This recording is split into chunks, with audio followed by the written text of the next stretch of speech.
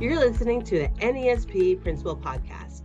I'm Donna McGuire, Assistant Principal of the Park Terrace School in New York City, and the moderator for NAESP's Assistant Principal Community of Practice. I will be your host for today's podcast. We are going to be discussing helpful tips for school leaders on how they can coach instruction and implement the latest curriculum and pedagogical methodology. Our guests will be focusing on math instruction, discussing how to equip teachers to teach math, conquering math anxiety, and giving math meaning. I'm so excited to introduce you to our guests. Our first guest, Dr. Sabrina Antonelli, is a National Distinguished Principal from Norwood Elementary School in Rhode Island. Dr. Antonelli recently published the article, Equip Your Instructors to Teach Math. And we have Sherry Knight, a Director of Curriculum Instruction and Equity from the Burlington City School District in New Jersey. Ms. Knight published Conquering Math Anxiety, and both of our guests are published in Principal Magazine. All right, so let's begin with our first question. Sabrina, how well prepared are teachers when it comes to math instruction? Thank you. So I did some research with teachers in my district, and what I found was that most teachers I spoke to didn't really feel well prepared to teach math, fortunately. Uh, they didn't have any advanced math understanding past middle school. I did speak with mostly elementary teachers, so I'm talking about that age group. But they didn't have math understanding past middle school. Uh, that they felt like when they were in school, the instruction was very rote, and they didn't really have experience with conceptual knowledge base that's expected of students today. Mhm. So I just wanted to add that they also felt like some of their teacher preparation programs kind of lacked in teaching them skills to teach the mathematics as well. Thank you. Sherry, what do you think? I agree definitely with some of the points that Sabrina mentioned about, sometimes feeling not prepared. As a pre-service teacher for a university here in New Jersey as well, I have the opportunity to work with teachers, and that's one of their biggest concerns is how do I teach math? Because that's not one of their strong suits, so they tend to shy away from it or not necessarily understand the processes that need to go into place. And we work really hard on helping them to just remember to relax, think about the real world experiences that they can include in their classrooms, and that will help them to be better prepared. It's also a good piece for them to be able to conquer some of that math anxiety that they're having by going to their colleagues and sharing their concerns in areas of deficiencies per se, and being able to build upon those skill sets that they may be deficient in. Sherry, that's so well put because, as leaders, we do need to show that we are supportive of them and also give them some opportunities, whether it's from us modeling or from their colleagues, right? Mhm. Yes. Sherry, what barriers do teachers face when it comes to math? Some of the barriers that teachers face when it comes to math is they feel the lack of training. So how do we get beyond that? So my job currently as a director of curriculum instruction here is to make sure I'm providing those opportunities for them to get the professional development that's embedded and ongoing for them to be able to build their skill sets. Some of the barriers are also the lack of resources in some schools. Some teachers don't necessarily have all the tools and the resources that they need to be able to teach their students. Sometimes the curriculum may be outdated and needs to be updated, and looking for things that are really going to be beneficial within the classroom to help them sustain an instructional practice. And that's something that school principals and leaders can really think about when they're ordering and doing budget is to keep that curriculum fresh, right? So, Absolutely. yeah, so I'm glad you mentioned that piece. Um, Sabrina, what do you think? Yeah, so I definitely agree. Professional development is sometimes a barrier where a lot of times teachers are not finding that there's opportunity within their district, and they're searching it out on their own, or looking to colleagues help them, which, is a good tool to access, but making sure that there's quality professional development provided to teachers is important. So that can sometimes be a barrier. And also, as I talked about before, just kind of the the way that we instruct math now and the expectations that we have of students in their learning of mathematics is very different from when a lot of us was in school and were math students ourselves. And so teachers having to kind of overcome those um, older ways of thinking about math instruction and thinking more critically about math and focusing more on the problem solving and the critical thinking and the collaboration where students have multiple paths of um, of inquiry and multiple solutions that they can access to still get to the same place. And so really it's a mindset shift that we have to bring our teachers through. And that's something that we can do ourselves, right? To keep up with the trends and stay ahead of the curves by we have to follow what's happening with math and curriculum and development and help them either provide professional development at our school, or if we're not able to do that, send them out for that training or do some virtual option. But to keep that fresh, we have to put that on the forefront and also show that it's important to us, right? Because if it's important to us and we emphasize that, it will be important to them. So that's really good.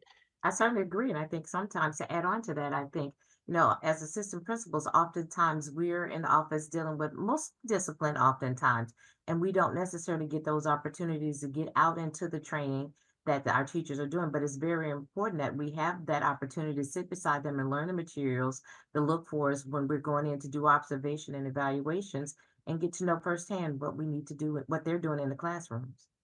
Yeah, well put. Thank you for that. Sabrina, what do you think are some modern methods of math instruction that can enhance the learning? Yeah, so I think, one thing for sure is we're living in a technological age now. So there's different technology and learning platforms that can be accessed to help with enhancing instruction for math, whether it be a learning platform or online tools or just various technologies they can use in the class. I think making sure that learning is hands-on and students are using manipulatives and exploring in their learning, um, making sure that you have a strong focus on academic vocabulary and that math vocabulary in the classroom, because that can sometimes be very confusing for students if they're not understanding what all the vocabulary is and how it progresses through the grade levels. And going along with that, having a strong level of student discourse in the classroom. Kids need to be talking about what they're learning and communicating their learning, because we get that deep learning when we talk about it. So that discourse is really important. Um, and having that ability to access problems in various ways and have multiple solution paths. Making sure, I think Sherry even said this previously, that what we're doing has ties to the real world. So students have something to associate or feel invested in what they're doing. So our our problem solving, our learning should have ties to the real world, and make sure that there's a strong understanding of number sense in what they're doing, that and having those problem solving, collaborating, and critical thinking skills is really important for mathematics learning. I'm so happy you mentioned that, and I also read that in your article and how the number of STEM jobs continue to grow, and we need to prepare our future leaders for these positions, right? And the way we teach math and how we equip the teachers and how we give them the online resources and platforms is all part of it, because then they will use that in the classroom. So I'm so happy you mentioned that. Sherry, what do you think can enhance the learning? I think Sabrina definitely summed up a lot of those things that I would like that I was thinking as well. But I also like to add to a game-based learning. We do know that this generation is very, like she said, technologically savvy, And it's really about gaming for them. So we can make learning engaging in that aspect for them. I think students will get an understanding that math is everywhere and how they can use it in everyday life and those resources that they have at their fingertips to be able to do that. I also agree, that the pedagogy piece of it, we have to step away from the lecturing and making sure that we're providing them with those hands-on experiences to be able to learn. I know I'm a visual learner. I'm hands-on. You teach me that way, and I'm going to remember. So we want to make sure that we're providing those opportunities for our students. Oh, thank you, Sherry. It's true, and I'm sure that both you and Sabrina being at your school districts, it's really so advantageous, especially in the world of math for them, you know? I want to talk about just being an assistant principal and supporting the teachers' confidence in math. I know that we all deal with this when someone is not confident in math. And, sometimes they want to shy away or not let you see that. Maybe they want you to observe them in ELA or something else that's their strong suit. But I think as a school building leader, we really need to make sure that that teacher knows that we know where they're at and how to support them. Because when they know that we are supporting them and we're following up, we're monitoring, but we're checking in a way that can help elevate them, then that builds a lot of respect and trust. Sherry, what do you think about that? I absolutely agree with you just said, and I think it's important to make sure that they have what they need. That's going to Mhm. be one critical piece for them, first of all and foremost. And I think also that open line of communication and being transparent.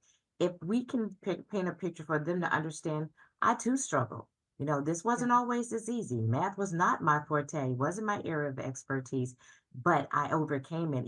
I just did research. I continued to learn from my colleagues and my peers. I had mentors to be able to support me in those aspects. I think that goes a long way. And then again, also sitting beside them at the table when they're learning to see that, okay, we can do this together. And by having those transparency opportunities, they see, hey, they've grown and now they're a school leader and I can do that too. Mhm. Sabrina, what are your thoughts on that? How do you handle it at your school? Yeah, I think it's so important to show the teachers that we're learners too, right? Most of us who got into education are here because we feel like we're lifelong learners and it's important. And the same expectations we set for students to want to see us sit besides them and model and help them. As leaders, we're kind of doing the same things for our teachers and our staff. So it's so important to show them that we're still learning and growing along with them and making sure that you're providing time and opportunities for teachers to learn and grow and support them, making sure that you're trying to find ways to get creative in your scheduling and your structure, to get teachers that time to collaborate with each other and support each other. And it's important that you get versed in whatever the curriculum is or the standards are that your teachers are focused on, so that you can give them good, appropriate, high quality feedback, and do some learning walks in classes, and maybe even invite teachers along with you so you can have a dialogue of what's happening, and have it be non-evaluative but just an opportunity that everyone's learning and growing from, and giving teachers some opportunity to visit peers and see other great practices, because we learn so much from each other and by watching and growing with each other, just like students do as well.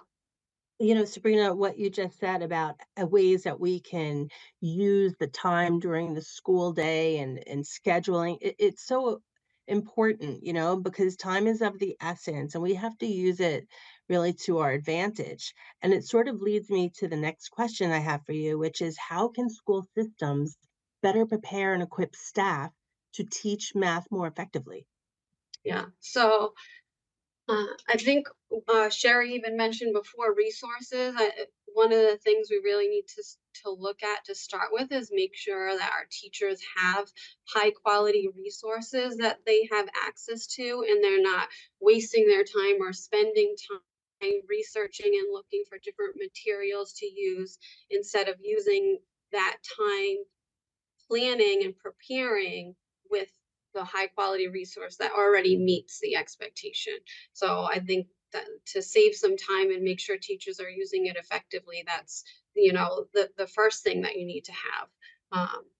As a coach, I used to say all the time, I want my teachers to spend their time planning their instruction, not researching and trying to create their own problems and not knowing if it's the right thing to use or not.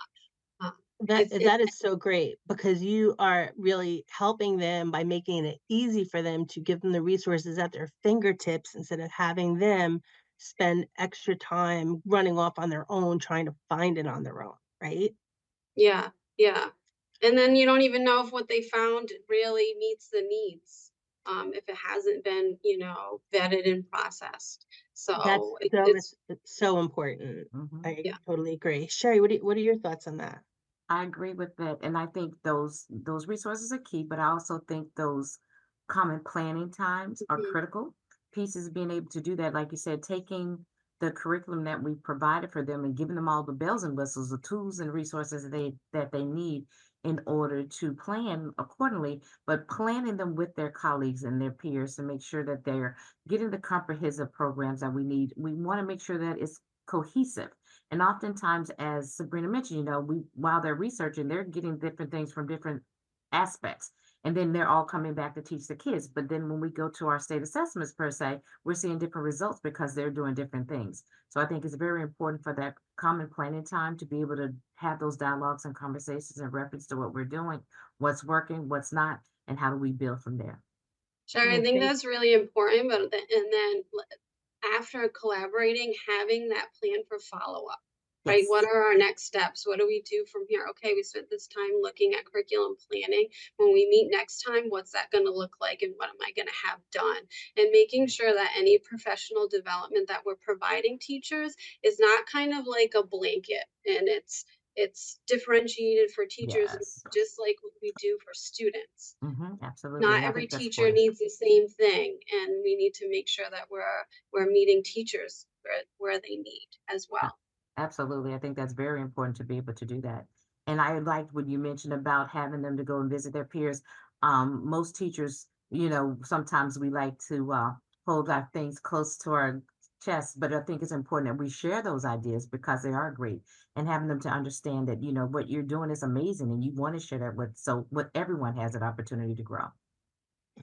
Sherry, I do hear both you and Sabrina talking about consistency and collaboration, and want to ask you, Sherry, what are some effective strategies to provide teachers with more time and resources to improve their math instruction? Those effective strategies to provide teachers with more time and resources is definitely providing that common planning time, offering PLCs after school that may be content specific, or taking a survey and seeing what the needs are of our teachers. What do you need to help?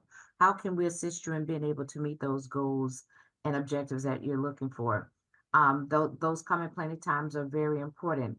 Having those PD days that are built into your schedules at the beginning and the end of the year, I think it's critical to have them at both ends because you start the year off and these are the goals and objectives and where we want to go. And then closing the end of the school year by saying, okay, these are the things that we've done. How do we move forward as we plan for the upcoming school year? And I think that's very important to be able to do that and give them an opportunity to have that conversation. Articulate with your grade levels. I think that's a big key for us as well, making sure that you're talking to the grade levels above and below you. What are the needs? How do we make sure that we're providing those skill sets that the students need comfortably? Because I may be exhibiting a little anxiety. That's not my area of expertise. However, I'm still being able to dialogue with my colleagues to see what my needs are for my students. Mm. I love what you said with surveying and giving the teachers a voice because they will let you know in a comfortable way what they need and what they are struggling with. right? It's, we see what we see with observations and our daily visits, but it's also important to ask them what they want to grow in. Sabrina, what are your thoughts? Yeah, so I love the idea of common planning time and serving teachers at the end of all of my either curriculum meeting or common planning time meetings. We always do some kind of little exit ticket or next steps, and I try to do it in a way that is teachers don't always have to be tied to it, so they feel more open to express how they're feeling. And then my instructional team does come together and look at that feedback to plan what our next step should be. And I think also utilizing what staff you may have available in your building. I know every building's different in what they have and what they can access, but if you have any instructional coaches or Mhm. specialists or lead teachers that can get into classrooms and support teachers in the classroom in the work that they're doing. Maybe provide some modeling or co-teaching with teachers and provide some feedback to them on how it's going. Trying to use that staff creatively to provide coverage, so teachers can go see other classes and see what's happening. I really love the idea of collaborating across grade levels so that we're looking at, where kids are coming from and where they're going. And you can do that with standards as well. So if you don't have as much opportunity to do that with the other grade level teachers, you can always have those grade levels do some standards mapping and look at the standards that they're teaching and map backwards the standards that go that apply to what they're teaching now, and then where the kids are going, so that they can make sure that they're planning effectively to meet what the students are going to be expected to have mastered. And using our teachers in the classroom that can be where teachers can go and see what's happening in the classroom. We're also building leaders. We're Yeah. building future leaders. Yes, it's not just about having a coach that's designated in a school. Some schools don't have the budget. Some schools are very small. But ladies, you both mentioned that this is how we can build capacity. And you also are building collaboration and respect for the process and respect for each other's craft when you do that. So it's really amazing, and it has a win-win all the way around, not just in the math instruction, right? But building leaders within your building. Well, it looks like our time is up. This has been an awesome podcast. I want to thank you, Sherry and Sabrina, for joining us and sharing your insight pertaining to coaching math instruction from a school leader's perspective. I'm sure our audience will be able to apply the great tips and advice you discussed on ways we can support our teachers.